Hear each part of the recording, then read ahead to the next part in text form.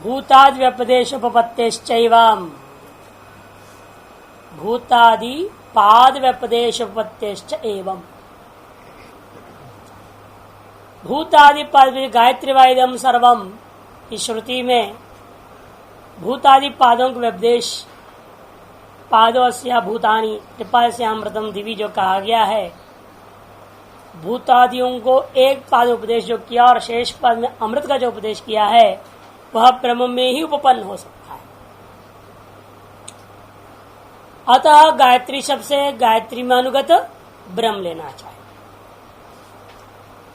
च और एवं इसी प्रकार की स्मृतियां भी हैं। इष्टभ्याम इदम सगत सर्वम तो कह दिया गीता जी में, स्मृति शास्त्र भी है। तो श्रुति स्मृति सर्वानुकूल हो जाता है तो ये गायत्री शब्द से गायत्री छंदानुगत ब्रह्म को लिया जाए। भाष्यकार हितश्च एवं अभ्युगंतव्यम अस्ति, इसलिए भी आपको ऐसा ही स्वीकार करना होगा क्योंकि पूर्वस्मिन् वाक्य प्रकृतम ब्रह्म इति, पूर्व वाक्य में प्रकृत है ब्रह्म, ये आपको मानना ही होगा, वह छंद प्रकृत नहीं है। यतः जिसलिए भूतादीन पादान व्यपदिशति श्रुति ही, भूतादि पादों का व्यपदेश श्रुति कर रही है। भूत पृथ्वी शरीर हृदयानि ही निर्दिश्याः, कि भूत पृथ्वी शरीर हृदय ये चार, इनको निर्देश करके कहा सैषा चतुष्पदा षड्विधा गायत्री इति, ऐसा कहा गया।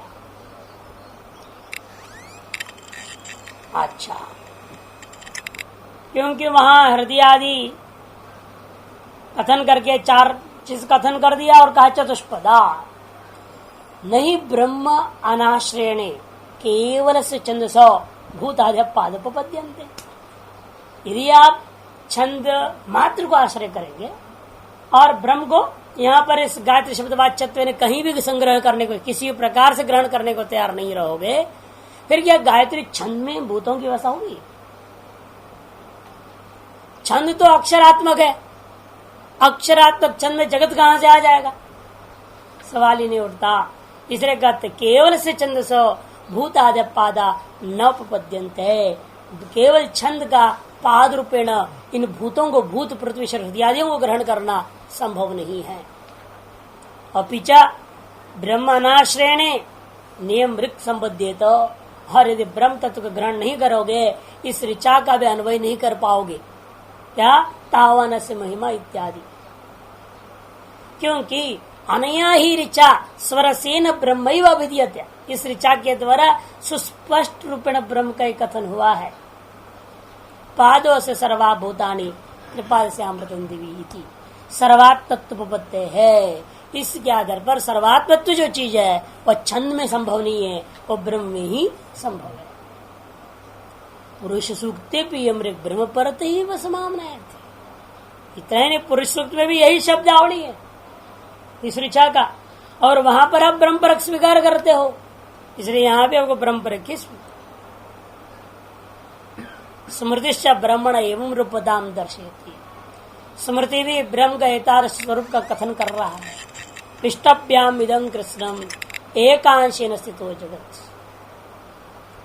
इदम जगत कृष्ण में संपूर्ण ब्रह्मांड को ही जो है विष्टभ्य स्वाधीन करते हुए एक अंश से संपूर्ण जगत को मैंने व्याप्त करके रख लिया। एक अंश में, केवल एक अंश के द्वारा इस समस्त जगत को मैं व्याप्त करके रह रहा हूं, ऐसा कहते हैं। यद्वै तद ब्रह्म इति च निर्देश। इतना ही नहीं, वहां पर आप 3 12 8 में आप जाएंगे और आगे जहां पर तावन से मैं आया कृपा से अमृतम दिवी, उसके बाद वो 3 बार 5 थी और 3 बार 8 में छांदोग्य उपनिषद में यद्वै तत् ब्रह्म इति च निर्देश, स्पष्ट ब्रह्म शब्द से निर्देश हुआ उपसंहार में। एवं सती मुख्यार्थ बजते ते पंच ब्रह्म पुरुषाः, इसलिए वहीं पर भी 13 6 में 3 13 6 में क्या कहा? ते वा एते पंच ब्रह्म पुरुषाः। यदि ब्रह्म की चर्चा ही नहीं है, ब्रह्म के द्वारपाल कहां से आ गए? यदि प्रकरण गायत्री छंद परक है, प्रकरण में ब्रह्म की यदि चर्चा नहीं की गई है, फिर ब्रह्म के द्वारपाल 5 है ऐसा वर्णन है। वहां 5 क्षेत्र का वर्णन किया। गायत्री उपाधि वाले ब्रह्म के हृदय रूपी नगर में, हृदय क्या है? एक नगर माना, और उसे 5 देवता बताया, उसका प्राण आदि देवता 5 हैं, और उसे 5 छिद्र हैं, और वहां 5 द्वारपाल भी बताया, और वहां 5 छिद्र 5 दिशाएं, पूर्व, दक्षिण, पश्चिम, उत्तर और ऊर्ध्व, ये 4, और एक ऊर्ध्व की ओर छिद्र बताया हृदय। और आप द्वारपाल प्राण, व्यान, अपान, समान और उदान, ये 5 प्राण 5 छिद्रों में। और उधर द्वारपाल रूपेण आपने माना चक्षु, श्रोत्र, वाक, मन और प्राण, इनके अभिमानी देवता लोग वहां देवता रूप में उपस्थित हैं। ये जो बताया गया इति च हृदय सुशिशो ब्रह्म पुरुष श्रुति ब्रह्म संबंधितायाम विवक्षितायाम संभवती, यह बात तभी संभव है हृदय रूपी नगर के 5 द्वार, उन 5 द्वार में ब्रह्म संबंधी पुरुष हैं और वे सब द्वारपाल हैं, इत्यादि जो श्रुति है वह ब्रह्म संहिता को यदि अविवक्षित नहीं करोगे वो श्रुति घट नहीं पाएगी। ब्रह्म संहिता विवक्षिता में संभवती नान्यथा। तस्माद् अस्ति अत्र पूर्वस्मिन् वाक्ये ब्रह्म प्रकृतम, इसलिए पूर्व वाक्य में ब्रह्म प्रकृत होने के कारण से उस पूर्व वाक्यस्थ ब्रह्म को यहाँ पर यद्दतो परो दिवी, ये तो कहा ना, यद्दतो, यद शब्द के अंदर उसी का निर्देश किया हुआ है। इसे पूर्व पक्ष उठाया था ना कि भाई आप यद शब्द से उसको परामर्श करना चाह रहे हैं, सादृश्यता दिव्य और दिवा को भी लेकर के, वो संभव नहीं है क्योंकि पूर्व में ब्रह्म ही प्रकृत नहीं है। अतः सिद्ध करना पड़ा नहीं, तीसरे अध्याय के अंदर वह पूर्व में भी ब्रह्म ही प्रकृत था। ये निर्गुण नहीं है, बात हम मानते ही हैं, स्वपादिक कह ही रहे हैं, उपासना है, वहां गायत्री उपाधिक ब्रह्म की उपासना कर रहे हैं। तस्मास्ति पुरस्मिन् वाक्ये ब्रह्म प्रकृतम तदेव ब्रह्म ज्योतिर्वाक्ये द्यू संबंधात प्रतिविज्ञायमानं परामर्शति स्थितम्, इसलिए उसी ब्रह्म को इस ज्योतिर्वाक्य में ही द्युलोक आदि का संबंध को देखते प्रतिविज्ञा के माध्यम से परामर्श किया गया है, यह निष्कर्ष निकलता है। फिर द्युलोक का संबंध आपने जोड़ा कहां से? द्युलोक में वहां तो दिवी है, यहाँ दिवा है, त्रिपादस्यामृतम दिवी अतो परो दिवह, या तो दिवा पंचमी है, वहां दिवी सप्तमी है, वहां कैसे एक दूसरे को परामर्श कर देंगे? प्रतिविज्ञा कैसे हो जाएगा? कहते नहीं हो सकता। पूर्व पक्षी कहते उपदेवेश भेदात न इति चिन्ह उभयस्मिन्नप्यविरोधात्, कहते उपदेश भेदात, पंचमी और सप्तमी रूपा उपदेश, एक में मर्यादा बता रहे हो, पंचमी से क्या लेना है? मर्यादा, और सप्तमी से सामीप्य अर्थ है, परस्पर विरुद्ध बात है ये नहीं? किसी से कोई चीज को मर्यादा करके दिया, अवधि है, यहाँ से आगे ब्रह्म है, ऐसे कह रहे हो, मर्यादा का कथन हुआ। और सप्तमी अर्थ कहना पड़ेगा सामीप्य सप्तमी, जैसे वृक्षेशु गाव शेरंदे, वृक्ष के ऊपर से चढ़ करके तो गाय सोएंगे नहीं, वृक्ष के समीप में, वृक्ष की छाया में सो रहे हैं, ये तो अर्थ लोगे। सप्तमी का अर्थ वहां समीप हो गया।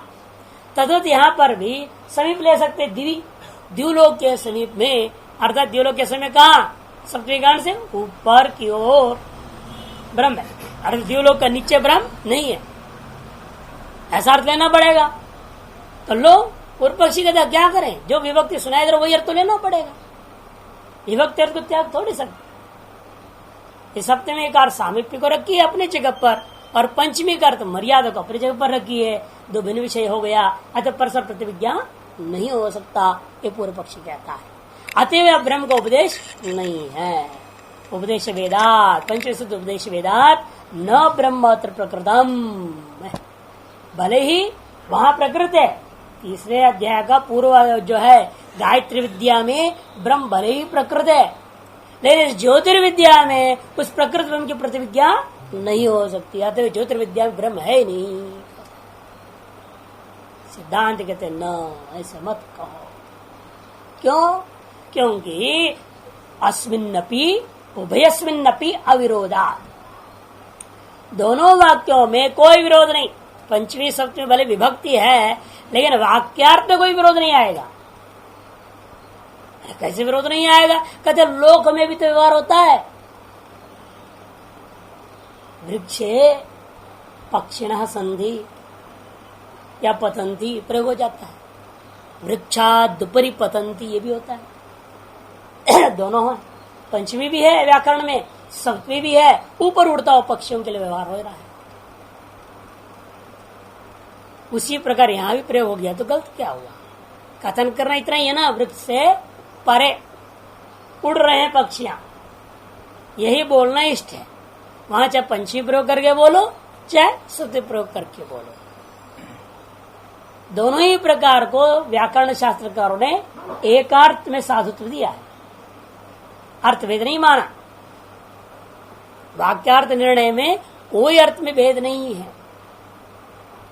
उसके आधार पर ही हम यहां गा रहे हैं। श्रुति में भी भाष्यकार यद्यपि एतदुक्तम पूर्वत्र, ये जो आपने पूर्व में कहा त्रिपा समृद्धि दिवीति सप्तम्या द्यौर आधारत्व उपदिष्टा, द्यू को वहां आधारत्व उपदेश दिया। यह पुनः और यहाँ पर मैंने ज्योतिर्विद्या में अतः परो दिवा की पंचम्या मर्यादात्वेन, यहाँ तो मर्यादा रूपेण उपदेश। तस्मात् उपदेश वेदात न तस्येह प्रतिविज्ञानम अस्ति, इसलिए उपदेश कृत वेद को देखते हुए यहाँ पर उस प्रकृत जो गायत्री विद्या में प्रकृति जो ब्रह्म है वह ज्योतिर्विद्या में परामृष्ट नहीं है, प्रतिविज्ञा से ज्ञात नहीं होता।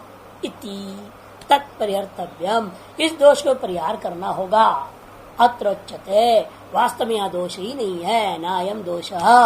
क्यों? उभयस्मिन्नप्य विरोधा, दोनों प्रकार का जो है कथन में कोई विरोध नहीं आएगा। महाराज क्यों नहीं विरोध है? हमने तो बताया सप्तमी मने आधार, तो बस यही तुमने गलती किया। सप्तमी से सामीप्य ले लो ना, कहाँ विरोध रहेगा? सर्वत्र सप्तमी आधार में नहीं देखा गया है। मोक्ष इच्छा अस्ति, अब मोक्ष में क्या मोक्ष आधार बनेगा तुम्हारा? तुम्हारी इच्छा का आधार कौन बनेगा? वहां भी आप मानेंगे, वहां तो सामीप्य भी नहीं मान सकते, सामीप्य भी नहीं, आधार भी नहीं है, वहां तो विषय है। इसे सप्तमी को तीन प्रकार का माना व्याकरणों ने। आद्यकरण अर्थ में होता है, आधार अर्थ में भी होता है, सामीप्य अर्थ में भी होता है और विषय में भी होता है। आधार में भी दो प्रकार का माना, अभिव्यापक आधार और एक यत् किंचित देशावच्छिन्न आधार, कालावच्छिन्न देशावच्छिन्न आधार, परिच्छिन्न है कि नहीं? जैसे मान लीजिए कटे देवदत्ता अस्ति, और कट पर देवदत्त बैठा हुआ है, मान लो आस्ते बोल दिया आपने, तब क्या होगा? अब पूरे कट पर बैठ जाएगा, इतना लंबा चौड़ा हो जाएगा, 6 फुट पर 3 फुट का हो जाएगा क्या वो है? तो बैठेगा तो उसने अपनी लंबाई चौड़े से 1.5 फुट बाय 2 फुट 2.5 फुट की जितनी मोटा होगा तो और कितना होगा? ज्यादा 3 फुट चौड़ा होगा, है कि नहीं?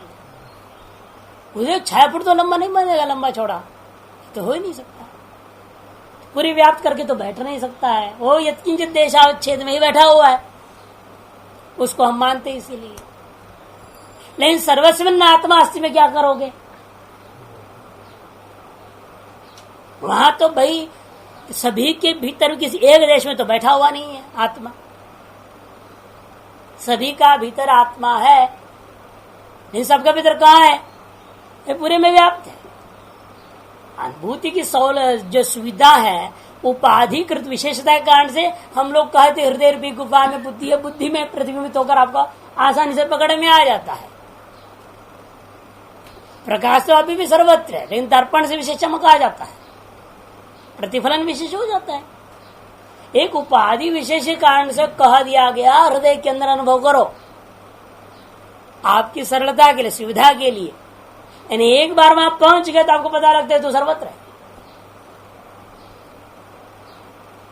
प्रतिबिंब से बिंब को जैसे ग्रहण कोई कर ले, उसी प्रकार से आप उसके माध्यम से अपने आप सर्वत्र विद्यमान को ग्रहण करते हो। वह अभिव्यापक सप्तमी माना गया, आधार है लेकिन वो अभी व्यापक सर्वोपाधि को आधार मान लिया आपने, लेकिन वास्तव में सर्वोपाधि कहाँ है? आत्मनिएव सर्वम अस्ति तदपि एक देश पादस्या भूतानि कह दिया है या नहीं? लेकिन देख लो कितनी विलक्षणता है, कल्पना हुई सारा ब्रह्म में, और कहने के लिए फिर क्या कहते हो? ब्रह्म सभी में रह रहा है। पट सभी चित्रों में है कि चित्रपट में है? यदि भी सारे चित्रपट में है, और फिर भी आप व्यवहार भी ये भी कर सकते हैं, पट जो है सभी चित्रों में है, क्योंकि उनका अन्योन्य संबंध है ना। अनन्य अधिकरण आरंभ आएगा, अभी कार्य कारण भाव के अनन्य भेद को सिद्ध करेंगे, वहां बताएंगे इस बात को, क्यों ऐसा व्यवहार हो जाता है। इसी कारण से क्यों ये जन उसके बिना है ही नहीं, इसलिए वो इनमें यदि कण कण में व्याप्त नहीं होगा, जैसे जिस चित्र में पट ना हो, मान लो कोई चित्र हो और उसमें आप कहो कि यहाँ पट नहीं है, तो चित्र रह सकता है क्या? चित्र नहीं रह सकता। कोई भी चित्र जो है बिना पट का रह जाएगा। अतः ये तो पक्का है कि चित्र पट में है, पट चित्र में नहीं है, लेकिन व्यवहार कर दिया गया कि चित्र में पट है। ये तो इसलिए हमें मानना पड़े, नहीं तो सीढ़ी है समझाने का। हमने पहले कई बार बता चुका हूं। ये मानना चाहिए कि सभी के अंदर ईश्वर है, आत्मा मानो ही नहीं, छोड़ो आत्मा ब्रह्म को भी दूर, कि अब यही नहीं आ रहा है दिमाग में कि सभी के अंदर ईश्वर है, यही वृत्ति नहीं टिक रहा है, तभी राग द्वेष लड़ाई झगड़ा सब हो रहा है, कंपटीशन चलता है। उससे बढ़कर मैं चलूंगा, अरे तू किससे बढ़कर चलेगा? सब बराबर है। उपाधि में हेरा फेरी है, केवल उस उपाधि की हेरा फेरी में अहंकार कर रहे हो कि मैं उससे बड़ा हूं, मैं उससे छोटा हूं, मैं सीनियर हूं, मैं जूनियर हूं, है या नहीं? इसलिए पहले ये तो बुद्धि आवे कि सभी के अंदर ईश्वर है, ये मान लोगे तो ये राग द्वेष खत्म हो जाएगा। असली साधना तब शुरू होगी, और राग द्वेष युक्त साधना नहीं है वो। आपकी सारी साधना, आपकी सारी तपस्या, सारा पूजा पाठ, जब तब सब कुछ आपका राग द्वेष को ही पुष्टिकरण में लग जाएगा। हृदय के अंदर राग द्वेष है, यदि इन प्रकार के संकल्प होंगे राग द्वेष के कारण से, उस संकल्प का ही सफलीकरण में सारा तपस्या को लग जाएगा। जैसे कई बार बता चुके हैं ना, एक संत जो है कुठार ने डांट दिया तो नाराज होकर चले गए, लंगोटी पहन के एकदम लंगोटी पे घूमते रहे, उत्तरकाशी से गंगोत्री, गंगोत्री से उत्तरकाशी, पैदल, बड़े विरक्त बनकर। एक मंडलेश्वर जी वहां पहुंचे, बड़े महाराज सुधान गिरी जी कैलाश उत्तरकाशी में, तो उन्हें डांटा उसको, तुम्हारे कौन सी बड़ी तपस्या है, देखो उधर भैंस जो लंगोटी भी नहीं पहना है, तो लंगोटी पहन के घूम रहा, कौन सी बड़ी बात हो गई? तो बड़ा धक्का लगा उनको, बात सही है इनका भी, जैसे कोठारी के बाद धक्का लग गया तो इनकी बात भी लग गई, और कोठारी की तो अहंकार से था, यहाँ तो समझाने की भावना से थी, इसलिए वो शरणागत हो गए। महाराज फिर क्या करूं? तो अंदर में जो थी क्या, उस कोठारियों वगैरह को दिखाने के लिए मैं तुम्हारी आश्रम किया, इसे बहुत बड़ा आश्रम बना के दिखा सकता हूं। ये अंदर से अंदर थी बात छिपी हुई, अब कहा तो नहीं सकते थे किसी को, मैं बनाना चाहता हूं, अब क्या करें? तो इस तरह से रहे, तो वहां उन्होंने समझाया, भाई पढ़ो लिखो संत बने हो तो किस लिए, अपने आप को तो समझो थोड़ा, कि शरीर से थोड़े चलेंगे, शरीर की तपस्या का शारीरिक तपस्या से क्या होता है, जिन प्रकार की योनियों में फिर जाओगे। इसलिए उन्होंने समझाया बुझाया, फिर वो पढ़ने लग गए। फिर प्रेमपुरी जी महाराज जी थे, उनकी सेवा में उनको लगा दिया गया, बड़े विद्वान ज्ञानी पुरुष थे, तो उनसे उन्होंने फिर ब्रह्मचर्य दीक्षा ले ली, फिर उन्हीं का शिष्य हो गए। अब बहुत बड़ा आश्रम बना रखे हैं, अभी करोड़ों रुपयों का आश्रम है, बहुत 100 से ऊपर कमरे हैं, और फिर भी कोई महात्मा को ऐसे नहीं रखते। हालांकि कोई भी जाओ रख देंगे तुरंत, हाँ आज आज महाराज खाए पिए कि नहीं, सबसे पहले पूछेंगे, जो है खिला पिला भी देंगे, लेकिन स्थायी रूप से किसी पर नहीं। मतलब वो संकल्प सारी तपस्या कहाँ गया? इतने बड़ा मकान बनाने में लगा दिया सब। अब बनने के बाद वेदांत चिंतन फिर भी करते रहे। देखो उन्होंने बीज अच्छा बो दिया ना बड़े महाराज जी ने, वेदांत का संस्कार डाल दिया था।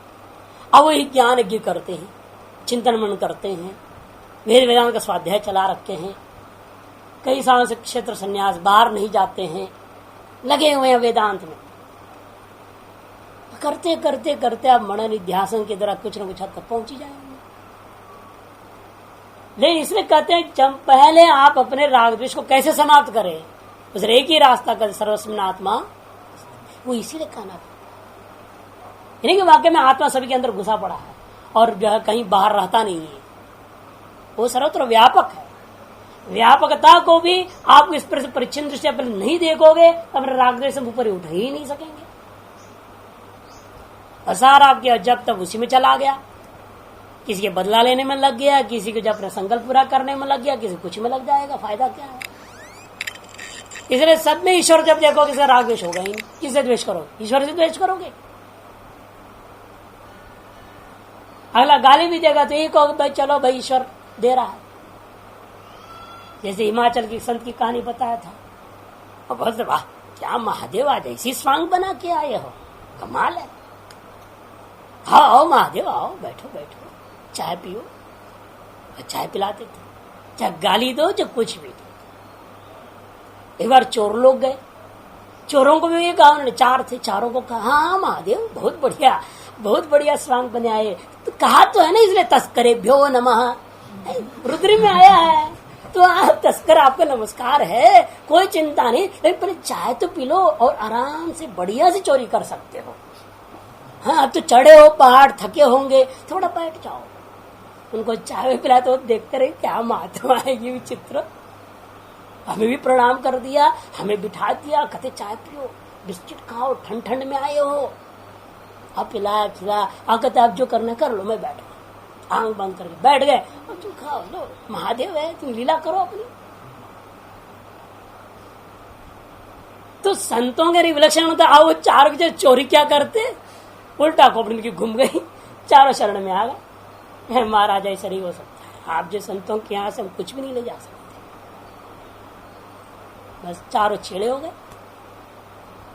अंत और तो अभी भी 2 साल पहले मरा हो चारों में से। ऐसा कट्टर साधु हो गए उस पूछिए में।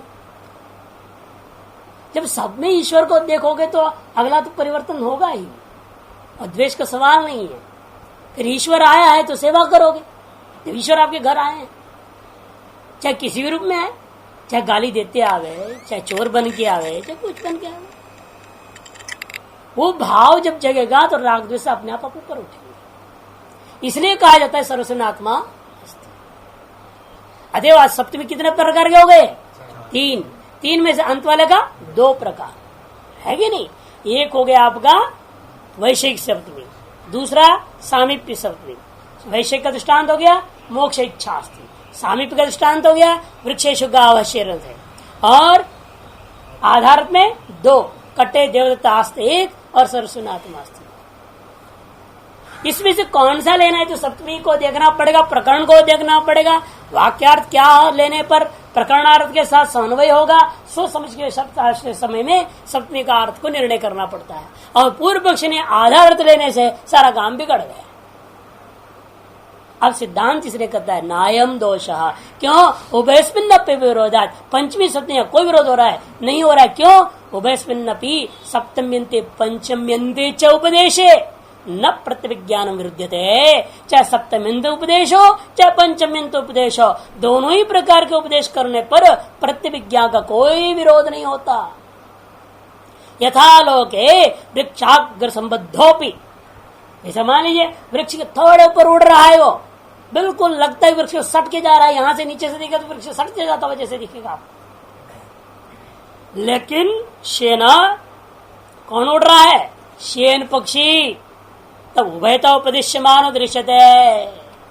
ऐसी स्थिति में दोनों प्रकार का उपदेश लोक व्यवहार में देखा गया। क्या देखा गया? वृक्षाग्रे शेन, वृक्षाग्रात परतः शेन इति च। दोनों प्रयोग को महाभाष्यकार व्याकरण जो है वह महाभाष्यकार है जो व्याकरण के, उन्होंने भी सम्मति दे दिया है। वृक्षाग्रेशेन वृक्षाग्रात परतः, इसलिए कहते उभयता उपदिश्यमानो दृश्यते। इसलिए वृक्षाग्रेशेन कहो चाहे वृक्षाग्रात परतश्यन कहो, दोनों ही काम बराबर अर्थ वाला है, वहां कहीं कोई विरोध नहीं है। एवंच दिवः परमपि सत ब्रह्म दिवीति उपदिश्यते। इसलिए प्रकार यहाँ पर भी द्यू से पर होता उस तत्व को दिव्य, ऐसे द्यू आधारक ऐसा भी कथन शिव के सामीप्यता दृष्टिकोण से कथन कर दिया गया। तस्मात् पूर्व निर्दिष्ट से ब्रह्मण यह प्रत्यविज्ञानम, इसे गायत्री विद्या में निर्दिष्ट जो ब्रह्म था उसी को ज्योतिर्विद्या में भी निर्देश किया गया है। अतः परमेव ब्रह्म ज्योति शब्दमिति सिद्धम, इसीलिए परमेव ब्रह्म ज्योति शब्द वाच्य, इसलिए ज्योति शब्द वाच्य पर ब्रह्म परमात्मा ही लेना चाहिए, लेकिन शुद्ध नहीं गायत्री उपाधि उपासना। इस प्रकार से पूर्वाधिकरण का जो ज्योतिराधिकरण है वो पूरा हो गया। उसका निर्णय इस प्रकार से दे दिया गया कि ज्योतिष शब्द वाच्य ब्रह्म ही लेना चाहिए। अब पुनः प्रत्युदाहरण संगति उठाएंगे। यहाँ पर तो आपने ऐसे देखा पूर्व प्रकरण और के आधार पर आपने ले लिया, और उत्तर प्रकरण में भी शांडिल्य विद्या थी, ब्रह्म पर की है, ब्रह्मोपाधिक वहां भी सोपाधिक ब्रह्म है, सोपाधिक ब्रह्म पूर्व में है, बीच में इसलिए ये शब्द और दु शब्द के आधार पर यत द्यू, इन दो शब्दों के प्रतिविज्ञा के माध्यम से ब्रह्म का ही प्रकरण ज्योतिर प्रकरण भी है, ये आपने सिद्ध कर दिया।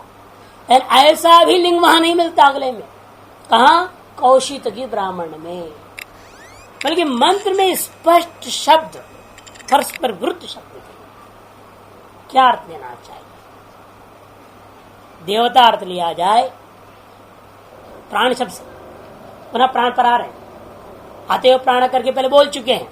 अतिदेश अतिदेश के संगीत शब्द देखा था ना, अतिदेश संगीत से आकाश स्थलिंगात, इसलिए कर अतएव प्राण ले लिया था। फिर प्राण को उठा रहे हैं, प्रश्न भी उठेगा, यहाँ पे पूछेगा क्यों मारे दोबारा लाए हो, जैसा वो वैसे हम सब तो लगा लेंगे, कौशिक में भी लगा लेंगे। तब सिद्धांत बताया कौशिक में वैसे नहीं लगा पाओगे उस आधार पर, तल्लिंगात नहीं लगने वाला। इनकी तल्लिंगात का मतलब क्या, ब्रह्म के योग्य लिंग वहां होनी चाहिए, ब्रह्म अर्थ लेने में आवश्यक लिंग होना चाहिए, वो यहाँ स्पष्ट है, लेकिन स्पष्ट नहीं, क्योंकि विरोधी अन्य भी लिंग है।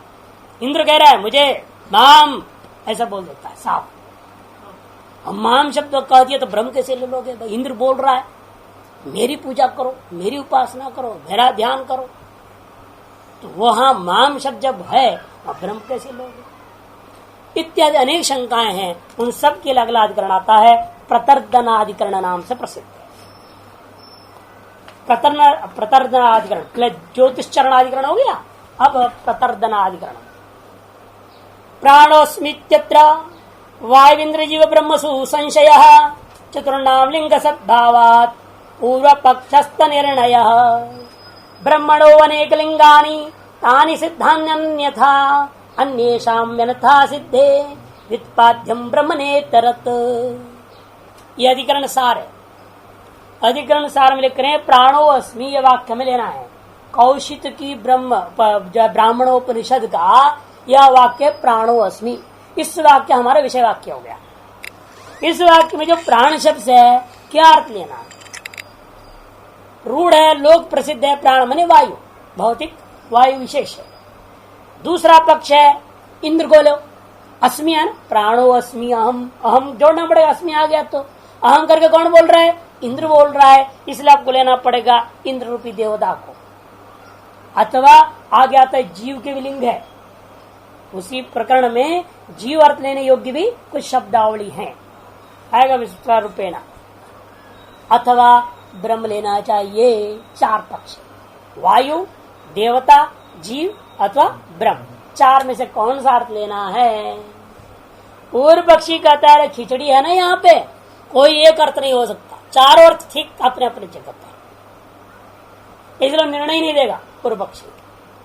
चतुर्नाम लिंग सद्भावा, चारों अर्थों का पृथक पृथक लिंग इस प्रकरण विद्यमान होने से पूर्व पक्षस्त्व निर्णय, पूर्व पक्षी कहते हैं कोई निर्णय नहीं होगा, जो जैसा वाक्य वहां से वहां छोटा छोटा अलग अलग प्रकरण मान लो, महाप्रकरण मान लो और महाप्रकरण चारों का समन्वय कर दो, चारों अर्थ ठीक।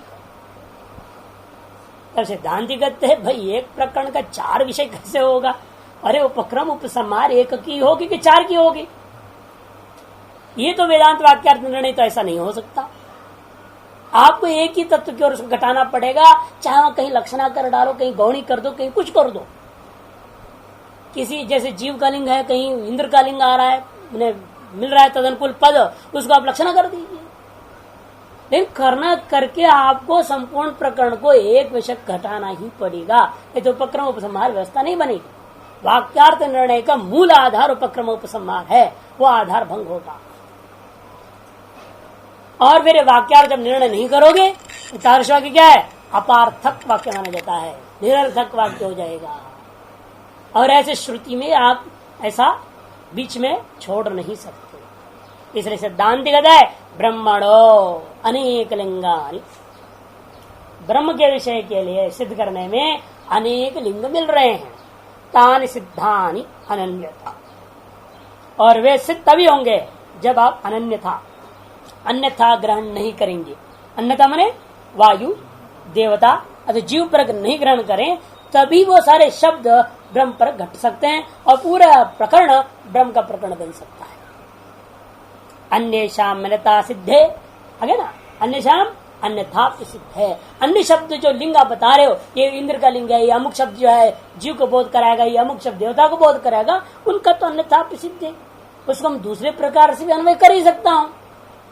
वित्पाद्यम ब्रह्म नेत्र, इसलिए यहाँ पर वित्पाद्य ब्रह्म ही है और अन्य कोई तत्व नहीं है, ये अधिकरण सार ने कथन किया। अब देखिए प्राणस तथा अनुगमा, सूत्रकार कहते हैं यहाँ जो प्राण शब्द है कौशिक ब्राह्मण उपनिषद में, वह प्राण शब्द ब्रह्म पर की लेना चाहिए। प्राणोस्मी प्रज्ञात्म इत्यादि श्रुति में पठित प्राण परमात्मा ही है, वायु नादि नहीं लेना। क्यों? तथा पूर्वापर वाक्यों के पर्यालोचन करने पर अनुगमात, अनुगमात माने श्रुति वाक्यार्थ ब्रह्म में ही समन्वय होने से, आनंद आदि पदों का समन्वय ब्रह्म पर ही होने से उपलब्ध होता है। यहाँ पर संगति पूर्वोत्तर अधिकरण का पुनः प्रत्युदाहरण संगति समझना है। क्योंकि पूर्व में क्या था, वहां पर स्पष्ट लिंग थे, मैंने पूर्व से यत् शब्द से और दिव्य शब्द से प्रतिविज्ञा के द्वारा आपने ग्रहण करने में सुविधा हो गया। पूर्व प्रकरणस्थ ब्रह्म को खींच के आपने यहाँ पर भी जोड़ लिया, बीच में गायत्री विद्या का ब्रह्म को तेज विद्या के साथ भी आपने जोड़ लिया था। लेकिन यहाँ ऐसा कोई शब्द नहीं है। प्राण श्रुति के भंग में कोई भी बल नहीं मिल रहा है। प्राण शब्द का श्रुति, श्रुति किसको कहते हैं? श्रुति एक प्रमाण विशेष है। श्रुति प्रमाणों में से एक प्रमाण का नाम है, किस निरपेक्ष और अभाश्रुति ही, इसको अनन्य लभ्यो शब्दार्थ, अन्य प्रमाण सापेक्ष न होकर के साक्षात वाक्यार्थ निर्णय में विनियोग करने वाले शब्दों का नाम श्रुति प्रमाण। श्रुति लिंग वाक्य प्रकरण स्थान समाख्या, ये 6 प्रकार लिंगों से विनियोग किया करते हैं और मीमांसक लोग। इसलिए यहां पर भी ध्यान रखना है कि भाई उस पद के श्रुत्यर्थ को, साक्षात वाच्यार्थ को भंग करके ब्रह्म पर ले जाने में कोई लिंग नहीं है, ऐसे पूर्व पक्ष कहेगा।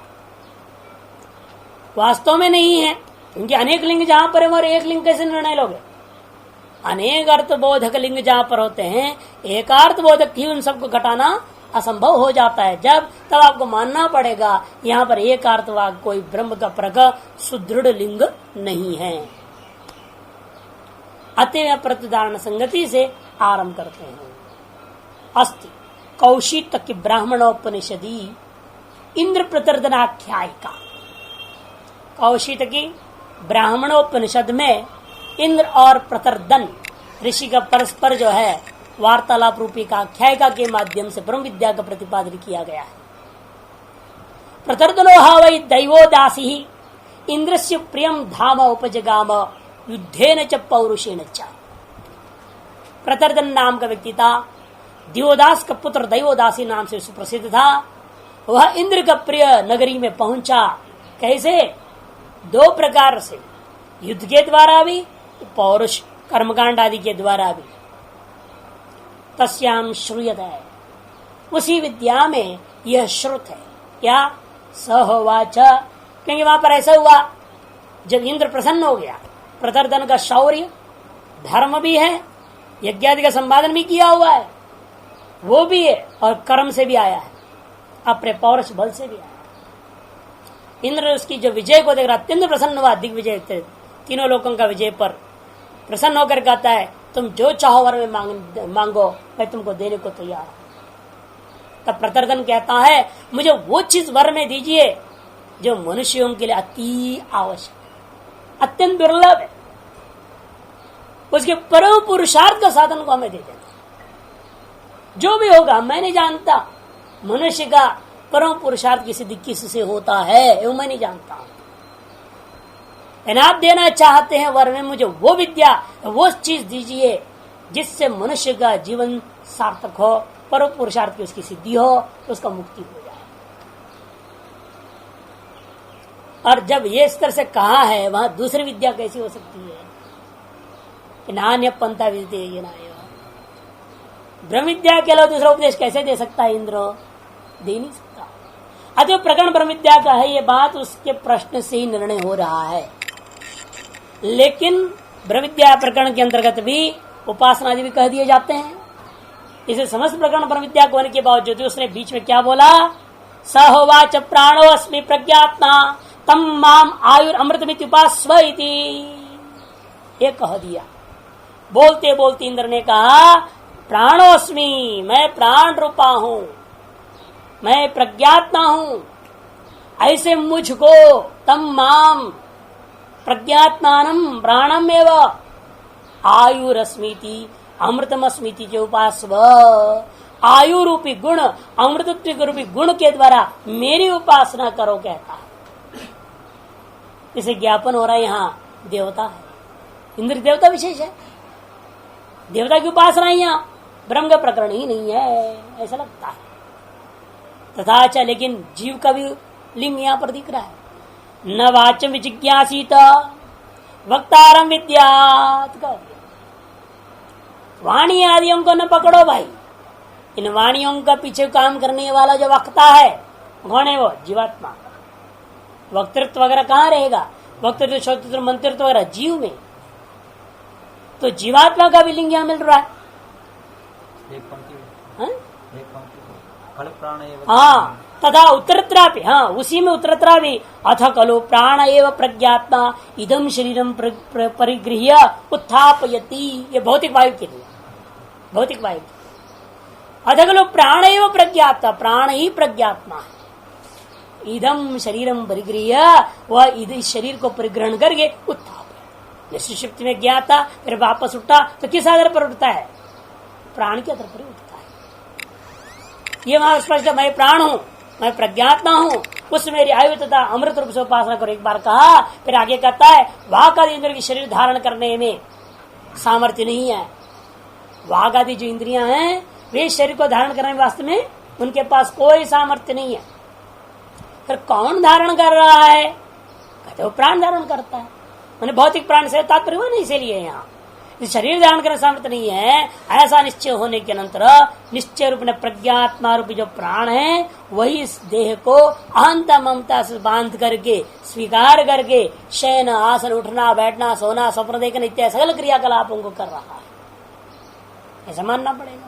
अर्थात जीवात्मा का बात यहाँ पहले आया, इन देवतात्मा, फिर प्राणवायु जो शरीर को धारण कर रहा है, फिर जीवात्मा का है। चौथा ब्रह्म के लिए भी लिंग है यहाँ पर, अंते च सयेष प्राण एव प्रज्ञात्मा आनंदो अजरो अमृत, वही प्राण भी प्रज्ञात्मा आनंद है, अजर है, अमृत है भी। देखिए सभी जगह, लेकिन एक बात ध्यान रखिए, प्राण एव प्रज्ञात्मा शब्द सब जगह आया। पहले पर्याय में भी प्राण एव प्रज्ञात्मा, प्राणोस्मि प्रज्ञात्मा, अथवा प्राण एव प्रज्ञात इदम शरीरम न वाच विजिज्ञासा वक्तार विद्यात, अंतिम में भी प्राण एव प्रज्ञात्मा, एक ही को सर्वत्र जोड़ा है उसने। देवता रूप में भी उसी का कथन किया, जीव रूप में भी उसी का कथन किया, प्राण वायु के रूप में उसी का कथन कर रहा है, ब्रह्म को भी उसी के रूप में कथन कर रहा है।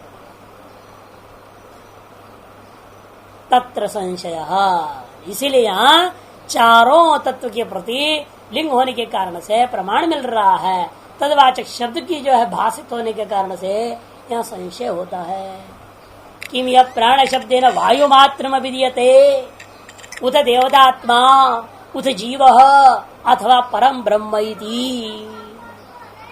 यहाँ पर जब प्राण शब्द के द्वारा वायु मात्र कथन करना चाहते हो या देवतात्मा को कथन करना चाहते हो, जीवात्मा को कथन करना चाह रहे हैं इस प्रकरण में, अतः पर ब्रह्म परमात्मा को साक्षात कथन कर रहे हैं।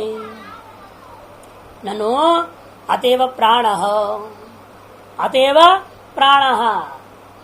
इत्यत्र वर्णितम प्राण शब्द से ब्रह्मरत्न, इस कौश ब्रह्मोपनिषद वाक्य में वर्णित जो प्राण शब्द है वह प्राण शब्द से ब्रह्म ही लेना चाहिए।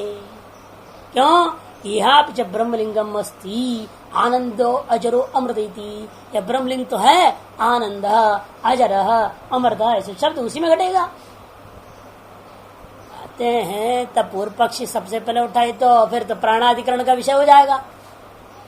यदि ब्रह्मलिंग है तो यत्र स्पष्ट ब्रह्मलिंगम अस्ति तत्र अतएव प्राण इस सूत्र से जो ही काम सिद्ध हो गया, फिर अलग अधिकरण क्यों आरम्भ कर रहे हो?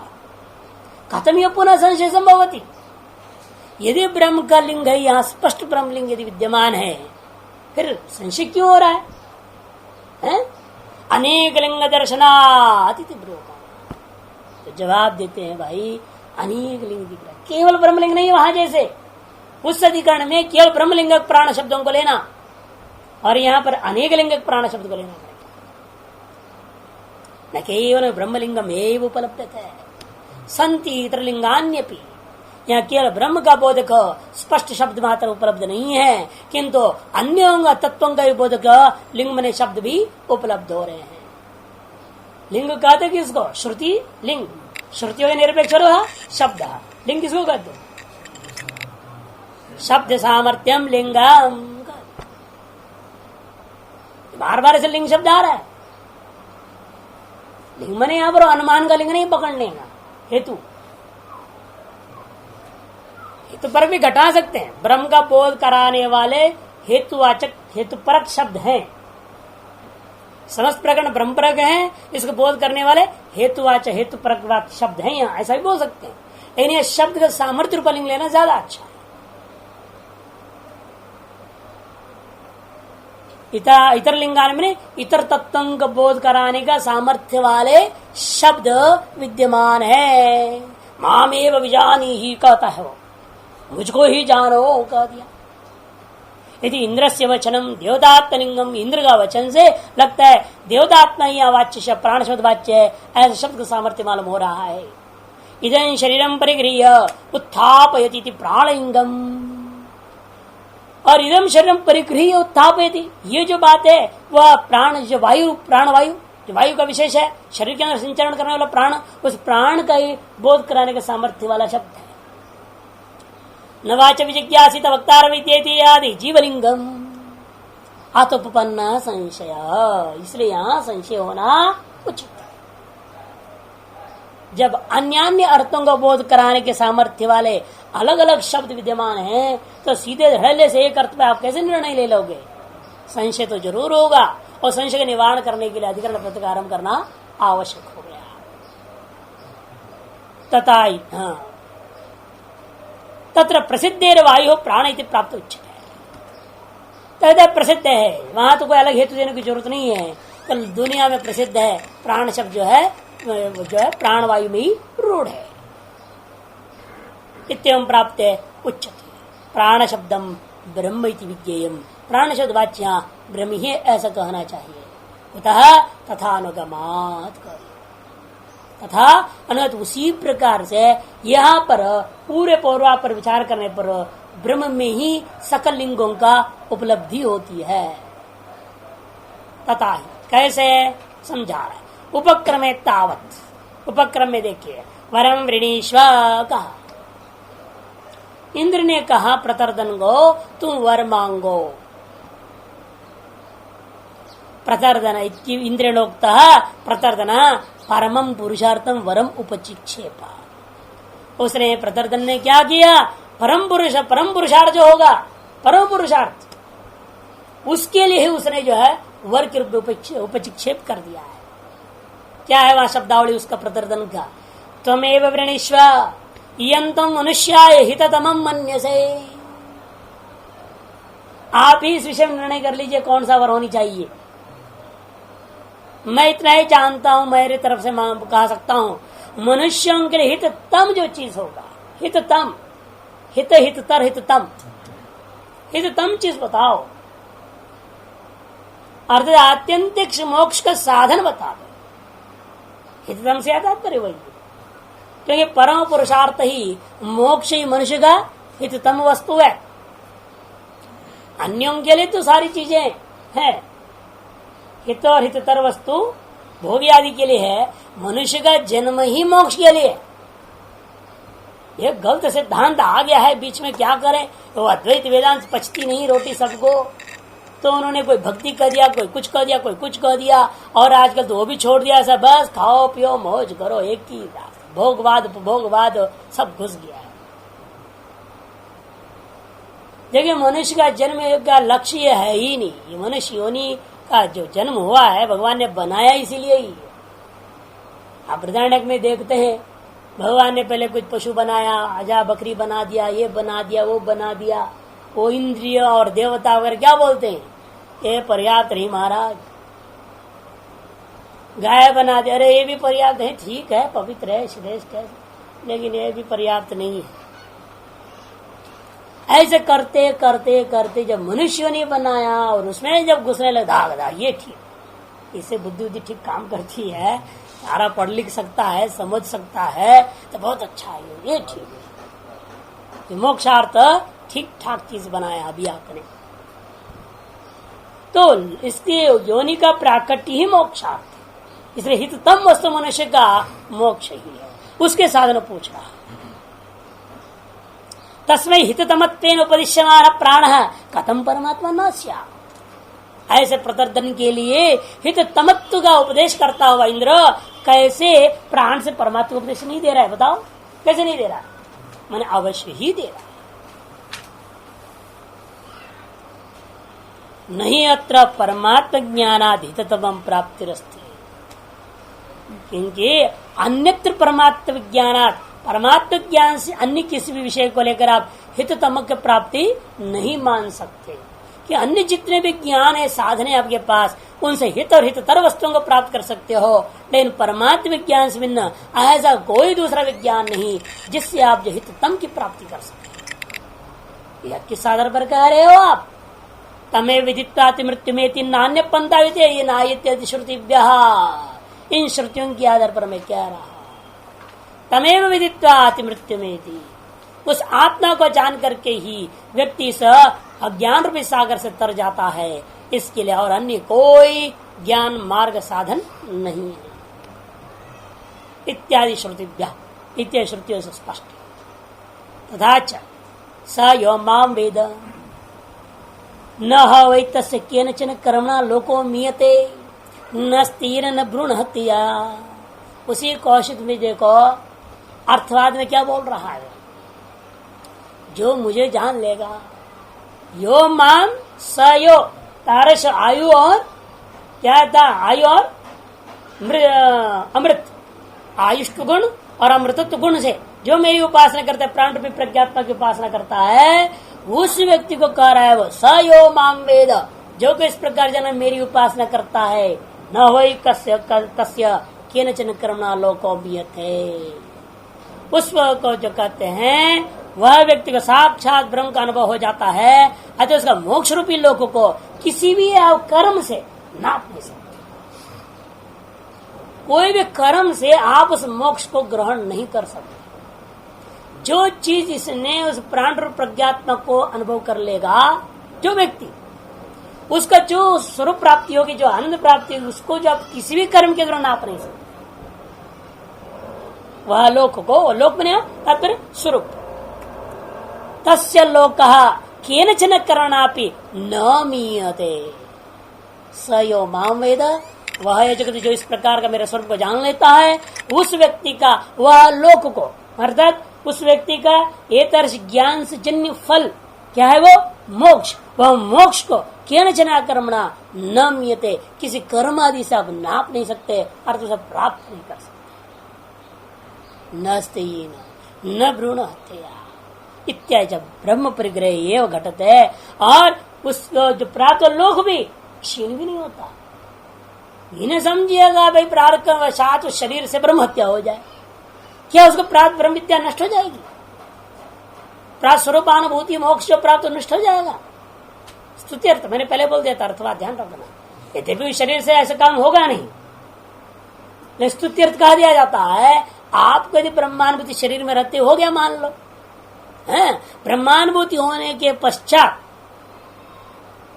अजीवन मुक्त हो गए, लेकिन प्रारब्ध के अनुसार शरीर जिंदा है, और प्रारब्ध कर्म के अंतर्गत ऐसा कोई कुकर्म था मान लो, और कुकर्म के साथ भ्रूण हत्या करवा दी, या चोरी कर दिया, कुछ कर दिया, ब्रह्म हत्या भी कर दिया, तो आपको प्राप्त प्रविद्या और मोक्ष है उसे कोई हानि नहीं होगा। ऐसी स्तुति कर रहे हैं। ये ब्रह्म विद्या के अलावा दूसरे में घटेगा क्या? दूसरे ज्ञानों से प्राप्त होने वाला जो भी फल है पापों से नहीं घटेंगे, न नष्ट हो जाएगा पूरा वो। आप भले स्वर्ग के लिए दुनिया भर कर्म कांड कर दो, एक ब्रह्म हत्या कर दो, सीधे नरक में पहुंचोगे, 1 मिनट भी स्वर्ग का दर्शन नहीं होगा। क्यों? उसके ब्रह्म विद्या नहीं है। कर्म के द्वारा स्वर्ग आदि अन्य लोगों को प्राप्त किया, चाहे कर्म से चाहे उपासना से प्राप्त लोक पाप से क्षीण हो जाता है। लेकिन यहां कह रहे किसी भी पाप से क्षीण नहीं होता। इसका मतलब क्या? इसका मतलब यहाँ शुद्ध ब्रह्म की कथा हो रही है, यह अन्य कर्मों से प्राप्त अन्य फलों की बात यहाँ नहीं है। न स्थिर न भ्रूण हत्या मीयते इत्याच ब्रह्म परिग्रह ये घटते। ब्रह्म को या प्राण से परिग्रह करोगे तभी ये पंक्तियां घटती है, नान्यथा।